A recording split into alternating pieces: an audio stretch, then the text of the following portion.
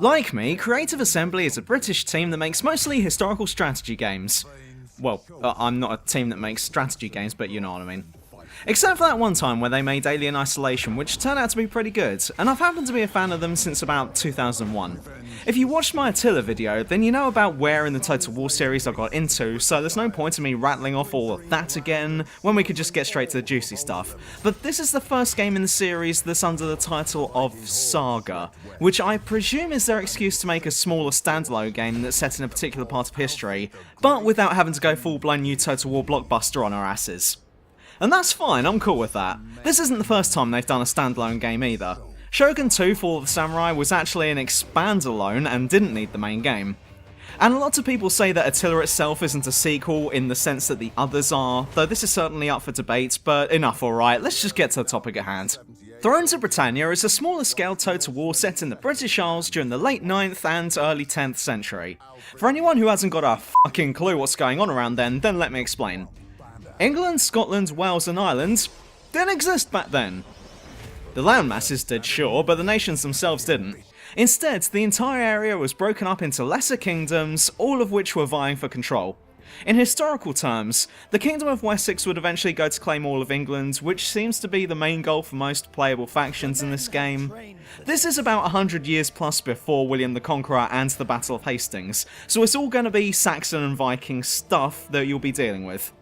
And this is all right up my alley. I just come from watching that TV show on the History Channel called Vikings, and this game is pretty much set immediately after that, so I was raring to see if I'd recognise any historical figures here. Then again, that show doesn't know what a shield wall is, so I wasn't going to hold my breath. Choose between a not so wide variety of factions, including only 2 English factions. What the fuck is that all about? Wessex and Mercia, is that it? Are you taking the piss?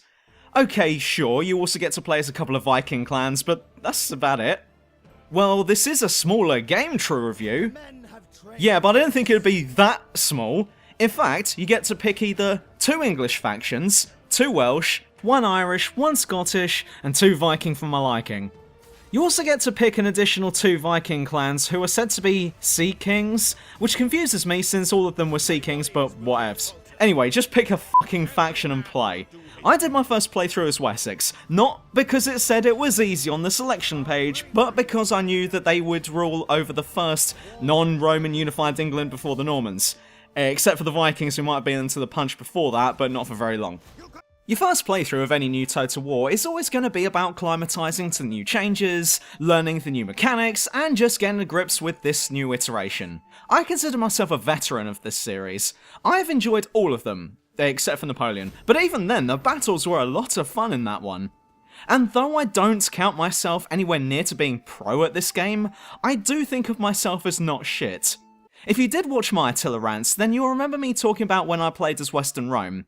Well, since that video, I did win that campaign, and then went on to create a larger empire than Rome ever did. And that's considered to be one of the hardest campaigns in the entire franchise. So there's me, playing Thrones of Britannia and thinking to myself, I'll be able to handle anything this game throws at me. 60 turns later, and I had to abandon the campaign. As in, I was doing so badly that I was unable to continue. The very first effective game over that I've ever had in any Total War game, and to add insult to injury, as this was my first playthrough, I wanted to play it at a relaxed pace, and had the difficulty set to easy. But it wasn't the other factions who had beaten me to a pulp, nope, they weren't the problem. It was Civil War that had done it. In that one playthrough, I had learnt the hard facts about Thrones of Britannia, of which I'll get into now. By far my biggest criticism of this game is that any major game-altering changes that are present in this, compared to any of the previous games, are not explained. There are some major no-nos here which any new player, or even if you just come straight from any of the previous games, will naturally do because you don't know any better. Ordinarily that's to be expected, however, what's required of you here in Thrones of Britannia happens to be quite well hidden, very specific, and not obvious at all. In some of the more recent titles in the franchise, if there was something you wanted to know about, or wanted to look up, the game was kind enough to provide you with an in-game Total War encyclopedia, and this pretty much had everything in there that you'd ever need to know. Thrones of Britannia has no such system in place, apart from a very few general, short, and vague videos. So if there's something you want to know about the game itself, or if there's something you don't understand, well, you're gonna have to not understand it some more, I guess. For example, with regards to the character traits and skills, you now get skills that not only affect your lantern armies, but that of your enemies too. There are traits that can reduce enemy army movement, as well as their public order. However, this is the first time that this has ever happened in a Total War game, so when I saw the traits that reduces public order, local province, and reduce public order, local enemy province, I was like, do you mind telling me the difference, just so I can be absolutely sure? Well, no, the game doesn't explain anything, so just pick a trait and observe the effects. But the worst is when it comes to estates. This is a major new element that you absolutely need to be keeping on top of during any playthrough, because if you don't, then enjoy your back-to-back civil war, because that's what happened to me. Whenever you take any new land, there's a chance that one of your new buildings will also provide estates. Estates are lands and titles that can be granted to your governors, generals, statesmen, and family members, and they usually provide very small character bonuses to the owner. However, the moment you take a new one, it automatically goes to your faction leader, and the more estates you own, the more everyone else wants estates. If left unresolved, you'll find that practically everyone in your faction, except for your king, will become extremely disloyal and will threaten civil war, which is what happened to me on my first playthrough. This is a big fucking thing that I would have liked to have known about before I started playing, but because the game doesn't include a feature where you can just look up any part about the game you want, I was left to watch as 75% of my kingdom was taken from me in the space of 2 turns, and there was nothing I could have done about it. And the characters themselves behave very strangely when you do dish out estates. If, for example, 6 of your nobles all want estates after you've acquired a new one, you'll be thinking, "F***, I haven't got 6 estates to dish out. No matter what I do, 5 of them are gonna rebel." But you pick a noble, give him the estate, and the others are super cool about it. Like, huh? Can you imagine these nobles in front of the king, demanding that he hands over estates, and he goes, "Look, I've only got 1, and it's gonna go to you on the left." And the others, after angrily shouting at the king, simply go, "Awesome, thanks dude, see you later," and just go away empty-handed, yet happy as Larry. Meanwhile, Larry over there walks out with an estate, but is just as happy as the others.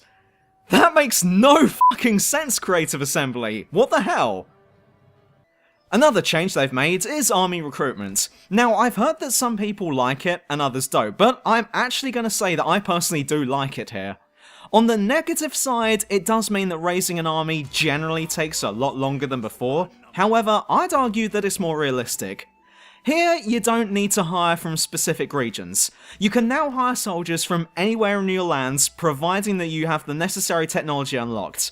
Then what happens is, you select which soldiers to hire from a universal pool of available men. After doing that, you'll notice that each hired unit is very low on men, and you'll have to wait for them to replenish before they're at fighting capacity. Now, this makes sense in historical terms, because you need to give your citizens time to gather their weapons and meet you at the mustering point.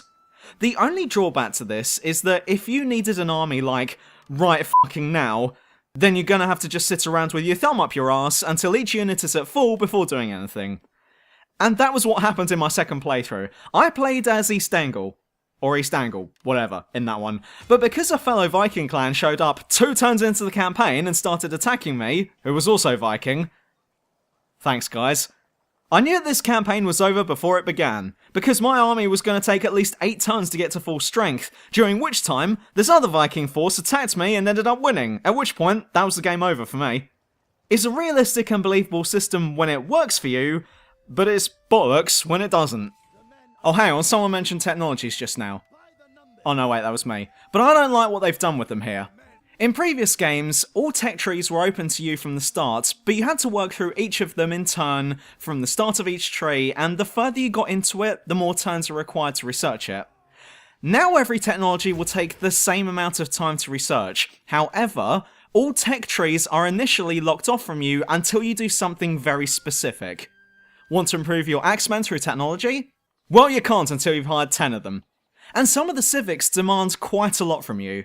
One tech tree can't be unlocked until you've upgraded a monastery, but I've only found about 3 of those so far. 2 in Ireland and 1 in Scotland. And that's no good for me if I'm playing as an English-based faction, now is it? But the problem outside of all of this is that I can't find anything else to say on this game. Villagers don't have garrisons like they did in previous games, so if an enemy force moves into one of yours, then it's theirs without a fight. I've also noticed that there are about 50% less army stances here than before. In previous games, you can set your army to the following stances: normal, double time, patrol, raid, and fortify. But while normal, raid, and fortify haven't changed much in this game, patrol and double time have been removed. Why? I used to use double time all the time. It came in handy if the shit hit the fan and I needed to be somewhere quick. I could have really done with that in this game too, but I can only presume that the reason why it was removed was for the sole purpose of annoying me. As for the battles themselves, nothing's changed. It's just that you got less of a variety of warrior classes now. Though each faction or culture has their own unique soldiers, it's all much of a muchness if I'm going to be honest with you. Spearmen, swordsmen, axemen, archers, javelins, cavalry, and if you research enough technology, then basic catapults as well. And if you're extremely lucky, you might even get more than 2 or 3 types of each to choose from. The battles themselves are nothing new or exciting, made even less so by the lack of variety going on here.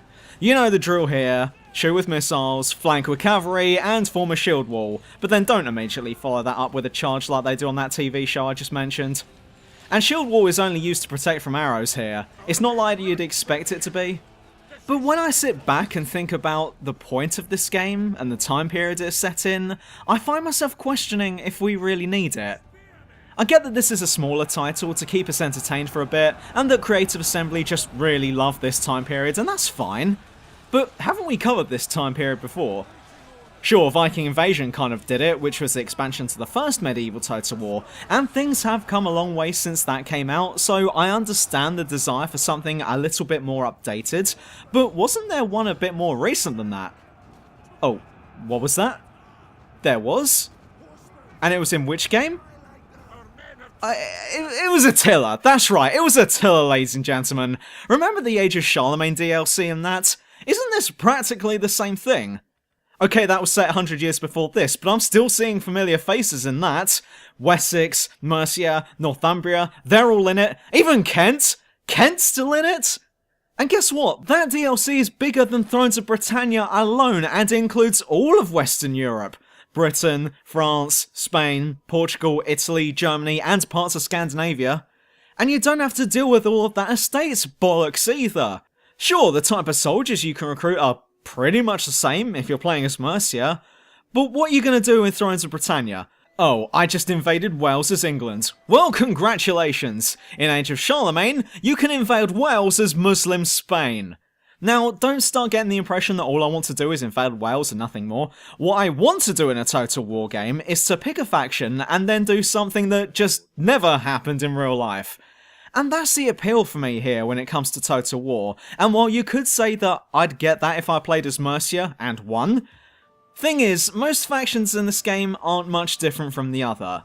They get different buildings, sure, but when 2 armies meet on the battlefield, it all kind of looks like I'm looking at 2 identical sides, and it's a bit of a turn-off if I'm honest with you. In conclusion, let's rate this game compared to the others in the series. On a scale of Napoleon to Attila, Napoleon being the worst in the series and Attila being arguably the best, with room for Rome 2 and Shogun 2 to fight for the spot, I'm going to have to say that Thrones of Britannia is the new Napoleon. Both Napoleon and Thrones managed to make their campaign maps mostly unenjoyable and a missed opportunity for something more fun, and while Napoleon managed to make up for it with awesome battles, Thrones did no such thing. Don't get me wrong, Thrones battles aren't bad, and they're certainly not terrible, but they're just kind of meh. Meanwhile, the campaign is extremely unforgiving to newcomers, harshly punishes anyone who is not familiar with how the game works, yet at the same time makes no efforts to explain its own mechanics. And since public order is largely unaffected by military presence now, you'll find that you only need about 2 armies to conquer any part of the Isles. Ultimately, this game feels like what would happen if EA were to release Attila. It feels like a bare bones, cut up version of something that would have been a great experience, but feels shallow, unsatisfying, and there's also faint whiffs of improvements and features to come out at a later date as DLC, instead of being part of the vanilla game like it should have been all along. I mean, they're even selling blood and gore to you at a price. Okay, this is nothing new, but that's still a joke, and this joke wasn't funny the first time.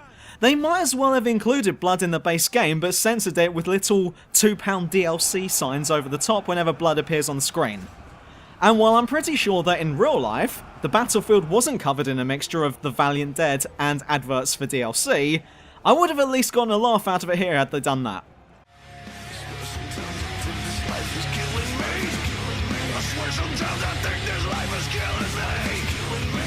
Sometimes I think this life is killing me.